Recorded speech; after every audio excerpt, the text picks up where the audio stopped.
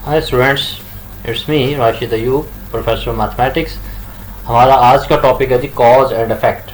तो मैं आज आपको बताऊंगा कि कॉज एंड इफेक्ट के जो की पॉइंट्स है बेसिकली हम उसके ऊपर डिस्कशन करेंगे।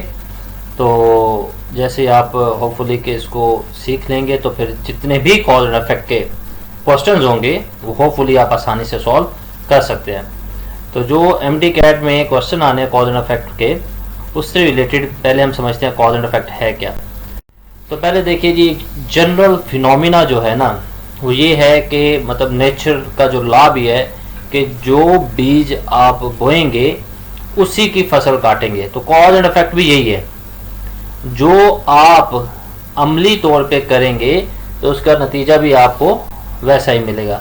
अगर आपका कॉज अच्छा होगा तो आपको रिजल्ट भी अच्छा मिलेगा, और अगर आपकी रीज़न किसी भी गोल के लिए स्ट्रांग नहीं होगी तो आपको जो उसका रिजल्ट है वो भी स्ट्रांग नहीं मिलेगा। तो सबसे पहले देखिए जी, कॉज का मतलब है जी रीजन एंड इफेक्ट मीन उसका रिजल्ट। तो cause and effect is a relationship between the two things when one thing makes something else happen. For example देखें जी, if we eat too much food and do not exercise, तो आप देखें ये आपके पास एक कॉज है। तो उसका इफेक्ट क्या हुआ? We gain weight. तो if we eat too much food and do not exercise, this is cause, this is reason. We gain weight, this is the result. और देखें जो कॉज आपके पास है, we eat too much food and do not exercise, इसके जो effect है, एक तो वी गेन वेट हो गया, एक और इफेक्ट भी आ सकता है, मल्टीपल इफेक्ट्स आ सकते हैं, जरूरी नहीं है कि एक ही इफेक्ट हो। लाइक वी बिकम लेजी, तो ये आपके पास दूसरा इफेक्ट होगा। तो अभी आप देखें कि आपके पास कॉज एक है, we eat too much food and do not exercise, तो इफेक्ट्स इसके दो आ गए, एक वी गेन वेट और दूसरा वी बिकम लेजी। तो eating food without exercise is the cause and weight gain is the effect. Okay, next आप देखिए, we are dealing the types of the causes. पहली कॉज आपके पास है इमीडिएट कॉज।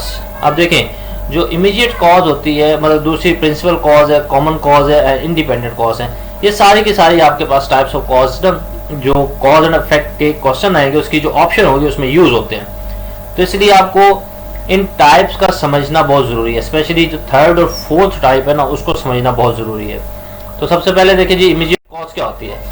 ये एक ऐसी कॉज होती है कि जो कि अचानक से मतलब वकूफ़ पजीर होती है, और ये आपके शऊर में नहीं होती, ये किसी के भी मतलब थिंकिंग में, थॉट्स में या शऊर में नहीं होती, और ये अचानक से हो जाती है, ये विदाउट प्लानिंग होती है। लाइक अब एग्जांपल देखें जी, I slapped Jamal after he slapped me. तो देखिए, he slapped me is immediate cause, तो उसके बाद फिर क्या हुआ? आई स्लैप्ड जमाल, तो ये उसका इफेक्ट था। तो यहाँ पे इमीडिएट कॉज क्या थी? ही स्लैप्ड मी, क्योंकि मेरे शऊर में नहीं था कि मुझे मतलब थप्पड़ मारेगा, तो इसलिए ये इमीडिएट आपके पास कॉज हो गई। तो इमीडिएट कॉज क्या होती है जी? जो आपके शऊर में नहीं होती, जो अचानक से वकूफ़ पजीर हो जाए। चलें जी, नेक्स्ट आप देखिए, इसमें एक और एग्जाम्पल भी आप कर सकते हैं। लाइक बारिश हुई पड़ी है, आप बाइक चला रहे हैं तो बाइक स्लिप हो गई, तो बारिश का होना जो है वो इमीडिएट कॉज है, और जो आपका गिरना है ये उसका इफेक्ट है। Second cause, principal cause. अच्छा, ये जो आपके पास है, it is the most important reason behind the effect. ये प्लानिंग के तहत कॉज होती है जी, जो आपके शऊर में हो। ठीक है, जैसे कि अभी इसकी एग्जांपल देखें, Rahim fails in annual exam because he does not study. अब आप देखिए, रहीम जो है वो फेल हुआ है एनुअल एग्जाम में। अब एनुअल एग्जाम अचानक से नहीं होता, एनुअल एग्जाम बाकायदा थ्रू द ईयर आपको स्टडी करनी पड़ती है, उसके बाद डेट शीट आती है, और उसके बाद फिर डेफिनेटली आपको अवेयर किया जाता है जी इस डेट को आपका एग्जाम है। तो ये जो होता है जी कॉज, ये पूरी प्लानिंग के तहत होता है, तो ये इसलिए प्रिंसिपल कॉज हम इसको कंसीडर करेंगे। तो यहाँ पे जो एग्जांपल है, the principal cause, he does not study. Does not study mean not only one day, उसने पूरा साल ही स्टडी नहीं की होगी, जिसकी वजह से रिजल्ट क्या मिला जी आपको? Rahim fails in the final exam. Okay जी, डिपेंडेंट कॉज हमारे पास है जी, तो उसको हम डिस्कस करते हैं, इंडिपेंडेंट कॉज को।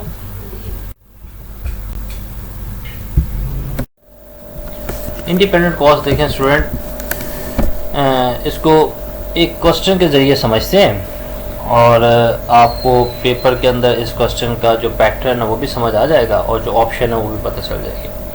तो यहाँ पे देखिए आपके पास दो स्टेटमेंट है। पहली स्टेटमेंट क्या है जी, the staff of airport authorities called off, तो बड़ी इंपॉर्टेंट यहाँ पे बात है, called off the strike, they were observing in protest against privatisation. तो ये आपके पास पहली स्टेटमेंट है। और जो दूसरी स्टेटमेंट है वो जो staff of airport authorities went on strike expecting a threat to their jobs. तो अब आप देखिए जो स्टेटमेंट पहली है उसमें जो स्ट्राइक है वो ख़त्म की जा रही है, और जबकि जो स्टेटमेंट दूसरी है उसमें जो स्ट्राइक है वो ऑन, मतलब गोइंग ऑन द स्ट्राइक। एक में स्ट्राइक ख़त्म हो रही है, ठीक है, क्योंकि वो ऑब्जर्व कर रहे थे और in the protest against privatisation, और जो दूसरी है उसमें जो स्ट्राइक है वो शुरू हो रही है या कंटिन्यू करने जा रहे हैं, expecting a threat to their job due to the threat of their jobs. तो अब आप देखें, आपने इन दोनों स्टेटमेंट्स को देखना है कि ये दोनों बेसिकली इफेक्ट्स है, और तो ये इफेक्ट्स जो है आपके पास, इसके पीछे जो कॉज है वो कॉमन कॉज है या इंडिपेंडेंट कॉज है।